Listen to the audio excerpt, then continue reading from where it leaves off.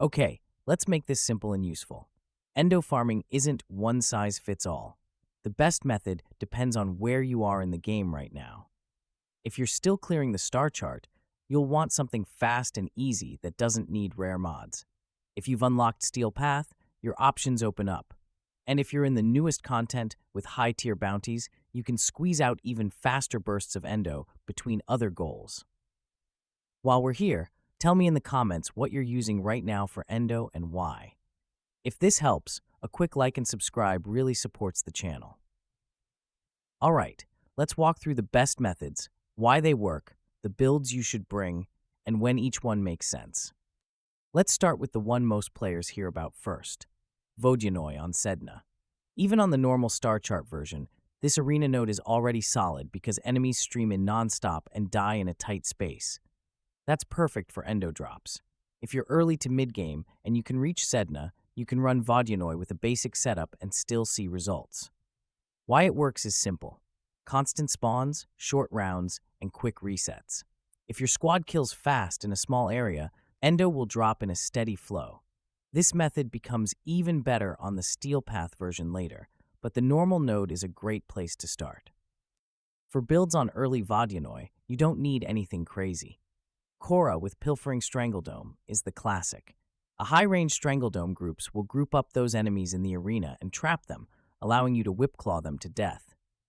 Aim for high range with stretch and overextended, then keep duration reasonable so the dome stays up. In team, Nidus is your best friend here because Larva clusters enemies under the dome for easy bursts provided that you have the Larva Bust augment. This will give him the ability to cancel Larva so that Korra's dome can strangle the enemies. Then, one Necros with Desecrate helps a ton because extra bodies mean extra rolls at drops. If you don't have two Necros or a perfect setup, don't stress. One Necros and fast killing still moves the needle. Now, once you unlock Steel Path and you're comfortable there, Vodyanoi turns from good into ridiculous. The spawns are thick, the enemy levels are high, and the pacing means Endo drops add up fast. This is where the fully optimized comp shines. Korra with Pilfering Strangledome, Nidus with Larva, and two Necros with Desecrate, preferably with the Despoil augment so you're using health instead of energy. The reason this setup is so strong is that everything stacks in your favor. Grouping, kill speed, and extra drop rolls. If your Korra keeps dome coverage with big range and your Nidus pulls consistently, the Necros players turn a pile of corpses into more rolls for Endo. Kill fast enough and every round feels like a payout. You can push this even further if your squad uses a mod drop chance booster. That's the booster that matters for Endo. It's also why this node remains the go-to when you want thousands of Endo in short sessions instead of long ones. But honestly, you can do this solo with a decked-out Korra Endo farming build like what I have shown earlier. But remember, it would take time for new players to get the required things for that build, so there are other better options in this guide, which might be your best pick. Now, if you're unlocked into the post-quest content and you've been playing Warframe 1999, the high-tier Hex bounties are another strong option. These bounties rotate rewards, but Endo shows up often and in sizable chunks.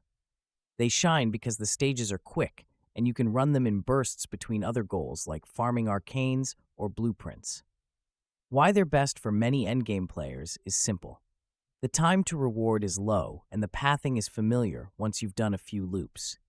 If a bounty cycle shows Endo on multiple stages, you can do 2 or 3 runs in about the time a longer farm would take and pocket a reliable amount.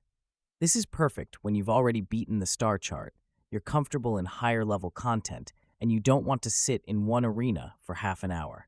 You jump in, clear, collect, and move on. By the way, Hex bounties are not the only best Endo farming, as you can also do this with the Zariman and Sanctum Anatomica bounty missions.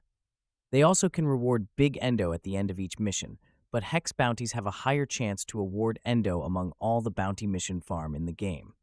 For builds, it's usually brought anything that is powerful to kill enemies. One thing to know is that this is best done in public queues, as many players are also farming this mission daily for standings. There are players that could carry you throughout the mission, and if you happen to be on my team, then I would gladly help you out until you get all the endo that you need while running this mission. I almost forgot to mention that it's always advisable to do either capture or exterminate mission on bounties, as they are faster compared to other bounty mission types, and also there are more players doing it in public queues. Also, arbitrations are another solid path once you've finished the entire star chart. They aren't as bursty as Vodyanoi or Hex bounties, but they pay out steady Endo and Iaton sculptures over time, and you earn Vitus Essence on top. That matters because you can buy Amber Star blueprints and fill sculptures for big Endo injections. Why arbitrations are best for players who want a calm loop is that you can do them while also chasing other rewards, like exclusive mods or arcanes. The key skill here is durability and focus, because deaths matter more in arbitrations. Enemies hit hard, and you lose your one self-revive if you go down.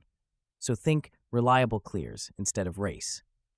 For arbitration builds, bring frames that handle incoming damage or lock down space. Revenant is still the easy button for survival because Mesmer Skin buys you time and punishes anything that swings at you. Gara can bunker down and make an objective almost unbreakable. Hildren thrives on shield gating and never runs out of fuel. Korra works too, but remember arbitration drones. Kill those first so Strangledome can actually hold enemies.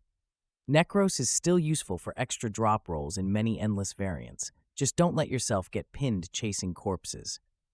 Weapons should be tuned for the faction and level, with at least one precise option to snipe drones and Eximus before they ruin your plans. Stay longer if the team feels good, or extract early when you've pocketed enough. If you like space combat, Railjack is a quiet but steady Endo drip while you do other things. Mission rewards can include Endo, and scrapping wreckage parts turns into Endo in the background. This isn't a rush it in 10 minutes plan, but if you're running Railjack anyway, maybe for intrinsics or for specific drops, you'll end up with extra Endo for free. That's the big idea here. Not every method has to be a focused grind. Some of the best results come from stacking Endo gains on top of content you already enjoy.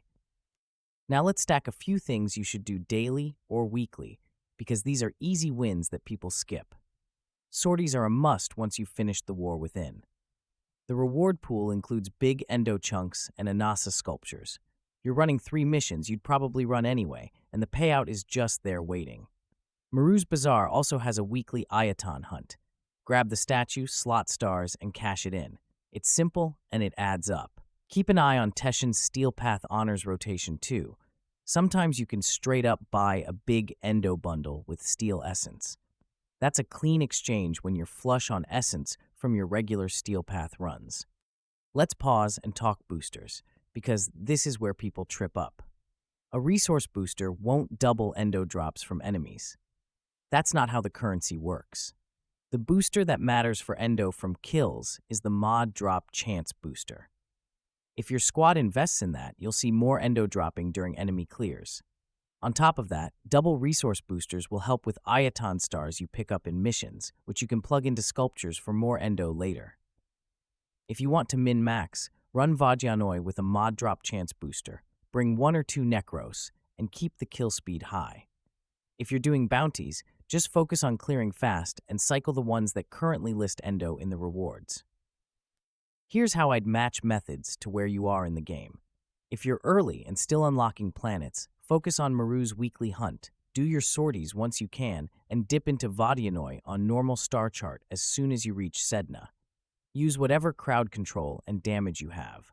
Korra without the augment is fine. Nidus without a perfect build is still useful. A single Necros already helps.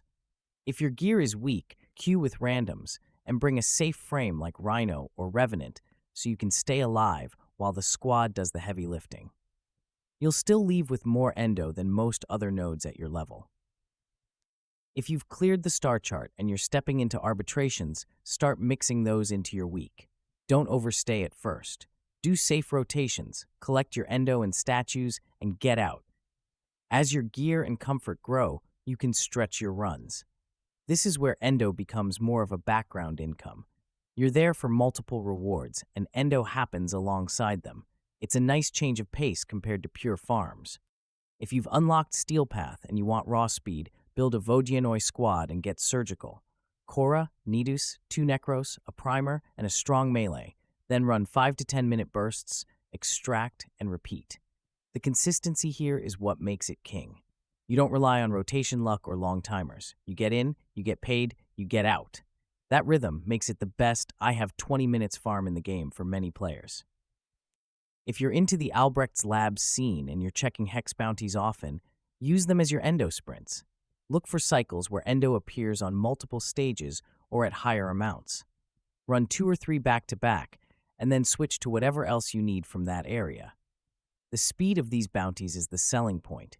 You can farm Endo between other goals instead of committing to a long arena session. There are a few more tricks that don't get talked about enough. Clear your mod inventory regularly. Dissolve the duplicate commons and uncommons you'll never use. It sounds basic, but after a few weeks of playing, that pile turns into thousands of Endo with almost no effort. Also, fill every Ayaton sculpture you find.